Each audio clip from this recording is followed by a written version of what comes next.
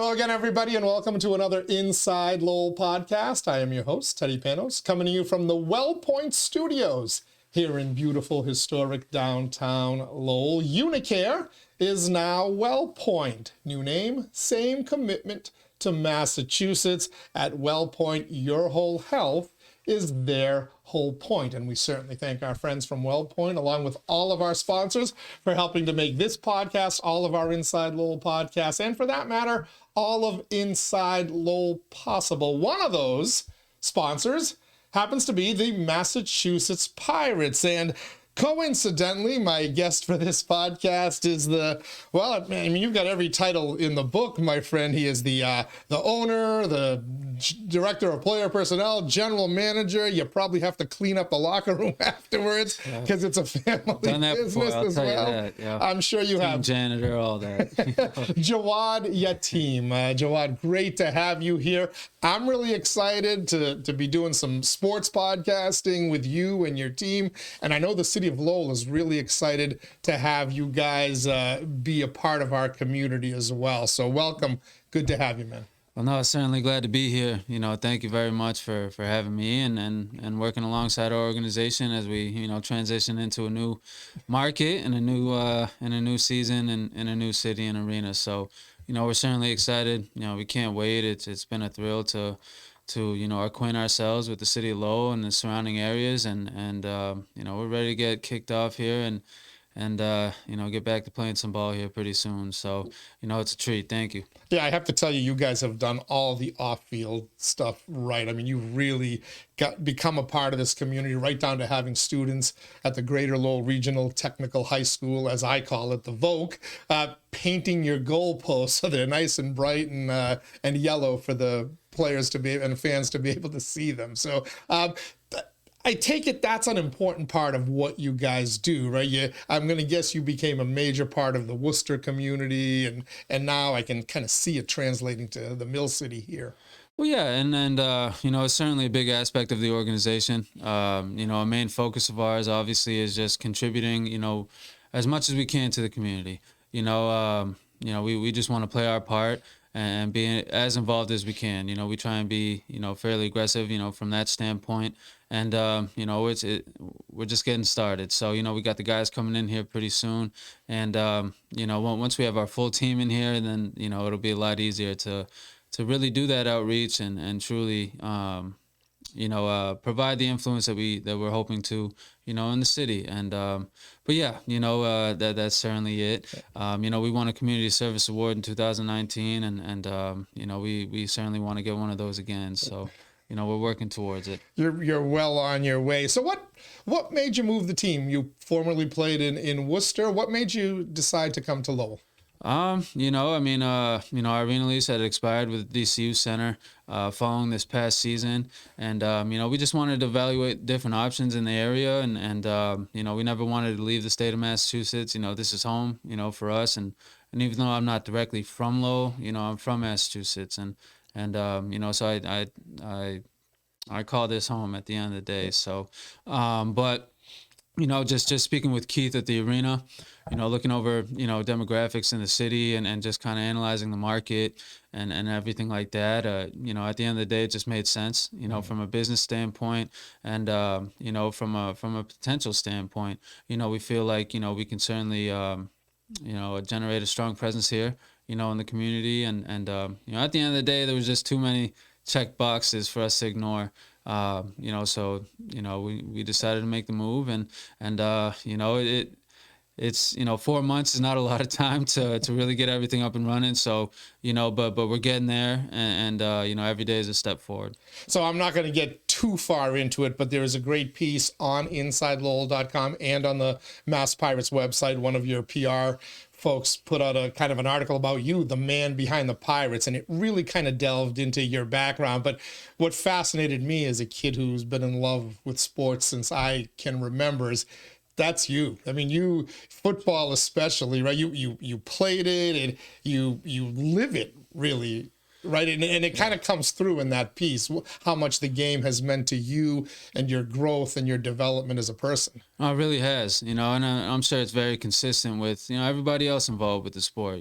There's a lot of life, lessons that you can learn from it. It certainly shapes you as an individual, and no different from anybody else that loves the game. I'm just another person that does truly love what it provides, and just the competition aspect of it all, and just the strategic value that it provides, and yeah, just it's very fulfilling, in many different ways. And for me, I'm a prideful person. I'm extremely competitive, and it's been wonderful for me, and I'm just one of millions and millions of people that have enjoyed the game, and what it provides, and yeah, so looking forward to keeping it rocking, and yeah, you do. Every day you feel it. And you're reminded constantly how much you're involved with the game when you're doing this. So, but I'm happy to be doing it. What's it like to be sitting in the stands or in an owner's box, and you probably have the same love of your team and the same desire to win as you had when you were a player, and you played high school, you played, I believe, in college as well. How does that feel? You don't have that control, all right? When, I mean, you put your team together and you try to put them in the best position to win, but once the ref blows that whistle and the opening kickoff comes, it's up to those guys on the field. Yeah. And is that nerve-wracking for you? Is it worse being in the owner's box than down on the field and having a hand in the outcome of the game? Well, surprisingly enough, I'm actually never in the owner's box. I'm right on there on the sideline with the guys, with the coaches, and it's a great opportunity for me to really analyze, who we have on the team, and then because each week, you got to make various transactions. The less transactions you make, the better, because that means things are going well, guys are staying healthy. But being right there on the field is where I want to be, and that's where I am. So I'm never really in the owner's box. I still like to be right in the middle of it, and it does give me a good opportunity to fully understand who's in our uniforms, and what they can contribute in terms of production and winning. And from there we make our decisions on a weekly basis. But yeah, I mean, at some point, I truly believe in the guys that we bring in. I really do. And they're going to get an opportunity to, prove to us that, they are who we think they are, so, a lot of the times, every time, every game, I'm confident in our group, but at the end of the day, you still got to go out there and execute. So, yeah, but, not too many nerves, more excitement and confidence. You gave me a nice little transition to where I wanted to go, and that's how you put together a roster. I know in the NFL, everyone kind of knows you draft players, you sign free agents, then you try to keep your own players, and you cut those you don't want, etc. You guys are sending out every couple of days. You're adding somebody new to the roster, and you've got some really accomplished talent that you've already announced that you're going to have here. Kind of take us through how does it go? How do you recruit players to play for your team as opposed to the team in Green Bay or Vegas, or I think Sioux Falls, right? There's Yes, one. sir, yeah, Vegas. How do you sell them on the Arizona. Massachusetts Pirates and playing in Lowell, Massachusetts? Yeah, well, it's a process. It's a lot different from year one. Now we're more of an established product. We're a proven product, and it's a lot easier to sell nowadays. Just based on the history, that we've had with the players that have come through our organization, and that have been able to go out there, put good film together, and elevate, and that's really all this is about, is elevation, for everybody in the organization. So, we've it's an easier sell nowadays, but even, especially, I'd say with the guys fresh out of college, guys, that aren't familiar, with the IFL and us and everything like that. I mean, yeah, you got to be pretty in depth, with your description of what you do, your operation, and kind of your plans and everything like that, and when you're talking to a vet who's been around, it's they know what we bring to the table. Okay. So, it really depends on who you're speaking to and everything like that. But from a outreach standpoint, research standpoint, and just an identification standpoint, it's a lot of, studying transactional lists, NFL undrafted free agents, late round draft picks, guys getting cut from camps, CFL teams, and their transactions, the UFL now, which was formerly the XFL and the USFL, those transactions, they just had a dispersal draft and cut their league in half. So, a lot of guys are now free agents.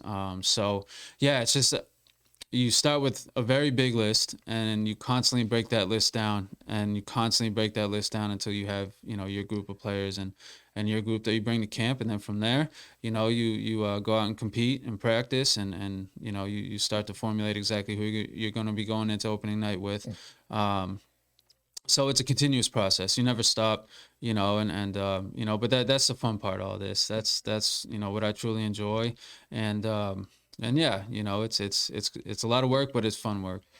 As I'm sitting here as an outsider, I see you have two major selling points. One of them, we all know, anybody who's followed the Pirates or will follow the Pirates will know, you guys win. You guys have made the playoffs, I believe, every year of your existence, and you've won a championship as well 2 years ago, I believe, right? 2021? Yes, sir. Okay. Yes, sir. The other one, though, you kind of let out of the bag when we were chatting before I hit the record button, and that was that when guys come to play for your team, their chances of progressing in their career increase significantly, right? Oh yeah, yeah. I mean, and then the NFL, UFL, CFL. I mean, they're really attacking active players. Players that are on the field, players who are conditioning their bodies for contact. There's only so much you can do in a gym or just doing field work. You can't replicate playing the game unless you're playing the game. And one of the biggest expenses for a professional football team is insurance. Signing players fresh off the couch, there's a higher risk injury, and just like auto insurance, every time you get in an accident, that premium's going up. So, anytime, you have a player get hurt, it's, affecting your insurance costs. And so that's why these teams really, strive, to go after, active players. So we give them an opportunity to stay active, while they're waiting on that phone call. And yeah, it's a big selling point for us. It's hey, why are you sitting on the couch? Come and stay active, stay ready for that phone call, and get some good film and give yourself a chance to get to where you want to go and continue your journey. And you've had more guys go from your team to upper levels of football than any other team in the league, right? Yeah, no, we've had over 70 guys, in our first 5 seasons, elevate and, get opportunities, in other leagues. We had 2 players this past season on the Falcons practice squad. We've had a D lineman in the past time with the Chargers, a kicker get an opportunity in minicamp with the Redskins, another D lineman get, a tryout with the Bills and so on and so on. So, yeah, and then, just countless guys in the XFL. We had about 18 players, drafted to the XFL last year. I mean, you're talking about a 25-man roster. So, it's some good talent. And that's one part of the education process here, as we are educating people who we are. It's not Uncle Sammy and his brother Timmy, who spent the week, plumbing, and now they're putting the pads on the weekend. These are real athletes, who played at a high level and have some true entertainment value to what, they do on the field. All right, we are chatting with Jawad Yatim, owner of the Massachusetts Pirates. He's joining us here in the WellPoint studios. Unicare is now WellPoint, same new name, same commitment to Massachusetts. At WellPoint, your whole health is their whole point. Let's talk a little bit about the game itself. And I think you gave a hint a few seconds ago as to the level of player and the level of competition that folks are going to see when they come out to the Tsongas Center beginning on March 23rd. What about the game itself? What makes indoor football / arena football different from the product most of us have been watching every Sunday since we were growing up? Yeah, I'd say, the most evident difference is obviously the field dimensions. So, you're 50-yard, it's a 50-yard field, goal line to goal line. Then you got your 8-yard end zones, 28 yards wide and everything like that. So the dimensions are obviously different, which affects the timing of the game. It's a very fast game, a lot of, back and forth between, the various units of a team and very high scoring, very physical too. It's a very physical game from the sense that, typically when you watch the outdoor game, a lot of players are able to run out of bounds. Here, nowhere to hide or slide, right? For the most part, yeah. I mean, you can reach the ball over the wall, and declare yourself, essentially out of bounds. But 97% of the time, a play is going to start with contact and end with contact, whether you're hitting another player hitting the walls. So very physical from that standpoint, but a very intimate setting, in the sense that, typically in an outdoor game, even if you're front row, you're probably still about 30 yards from the field, but if you're front row here, you might as well have pads on and a jersey because you're essentially in the game, and it's actually wild. We've had fans in the past actually, one fan actually literally got a PBU and they knocked the ball from one of the receiver's hands, and it's completely legal. So, unless they're reaching over the wall, of course, and into the field, field of play. But yeah, it's very intimate, very fan interactive. We preach to our guys to engage with the crowd when it's, appropriate. And, after every game, fans, have the ability to come on, to the field and hang out with the players, take pictures, get autographs and everything like that. So, yeah, it's different, but at the end of the day, it's still football. It's still 4 downs for a first down, still 6 points for every touchdown. And, there's some small nuances, but it's football at the end of the day. What about the game day experience itself? My son is already, telling me I want to go to a Pirates game. He's 6 years old. Well, so I'm looking forward to it. But what their attention span gets a little... a little short, and eventually he doesn't want to necessarily sit there and watch the full game, but he'll want to see some of the other stuff. What other types of experiences will people get to enjoy when they come to the Tsongas Center? Yeah, I mean, it's, and that's still something that we're currently, formulating on our end is exactly, what every game day will present from a, presentation standpoint. But, we have some neat halftimes lined up, and we also get the community involved with our halftimes, whether it's, doing, playing flag football between the different, youth groups in the area or different schools in the area. We have some neat acts coming in, so to speak, a chin balancer and someone else who, what do they do? They think something it has to do some with the ladder. I mean, I let my game day ops people kind of handle that and everything. But yeah, we just try and be as interactive as we can be. We have a great game day presentation team. Starting with my guy Jim and Chad at the arena and Tia and Julia and everybody else. So there will be a lot. We're still putting that all together. But it should be a good environment in there and something a little different. From the norm. All right, so let's talk about how folks can come see you guys. First of all, the lazy way is you can watch games are on Nesson. You have YouTube. You can listen to them on the radio, but we want folks to come out there in person and see it. So you got a number of ticket packages available, student discounts I saw, or UMass Lowell discounts as well, and you even have an experience where people they're literally sitting right in the where the hockey players sit in the bench or whatnot. You're selling tickets to those as well? Sir. Yes, sir. So, we got our field suites, where we're putting very comfortable, I would say leather recliners in those hockey benches and just, giving them a true luxury experience, right along the field. But we have plenty of ticket options, whether it's single game tickets, season tickets, half season tickets, flex plans, many different packages that you can find directly at our website, www.masspiratsfootball.com. It has plenty of information in terms of ticketing and everything like that. But yeah, we certainly want you in the arena. We certainly want you cheering us on. The players feed off of it. And at the end of the day, the energy from the crowd truly affects the game. It really does, and it can be the difference between winning and losing sometimes. So. Yeah, I mean, we do expect a nice atmosphere, and yeah, we're certainly looking forward to representing the city, and anytime you do that, you want to do well, because it's bigger than you, it's you represent where you play, and who you're playing for, and you want to make sure you do your best for them. So masspiratsfootball.com is the website for all information. Of course, we always want to tell people to come to InsideLowell.com. We're going to have regular features on you guys. We're going to do a weekly podcast, get to meet some of your players and coaches and other key individuals with the franchise. So we're very excited about that as well. Yes, sir. Jawad. Yes, sir. So you start the home opener March 23rd. Yes, sir. Saturday night against Jacksonville. A great rival of ours. They're heck of an organization. They've been around for a long time, and you know, they put out a great product. So it's going to be a very competitive game. They're coming off a championship in their previous league, the National Arena League, and it should be a great game. It always is with those guys. So you can expect a competitive.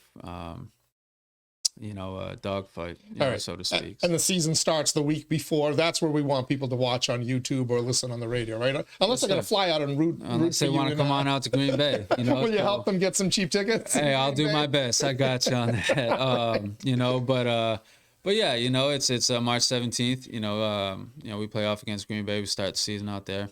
But yeah, you can listen to us on the radio, 980 WCAP. Watch the game live on YouTube, and then any home games, you know, you can watch on NESN, you know, as well. So, you know, plenty of ways to catch us, you know, if you're not able to attend, you know, but you know, come on out, you know, check us out. You know, I'm pretty sure you'll enjoy yourself. So. Yeah, sounds like a fun experience for the entire family. Jawad Yatim, owner of the Massachusetts Pirates, thanks so much. And again, welcome to the Mill City. We're very excited to have you here. Thank you very much. I appreciate everything, you know, and it's wonderful being here, and we're proud to represent the city of Lowell. Yeah, you know, we are. Well, thank you. Thank you to Jawad, and thank you to all of you for joining us on this podcast as well. Inside Lowell, as we like to say, if Lowell is your home, this is your place. Till next time, stay safe, everybody.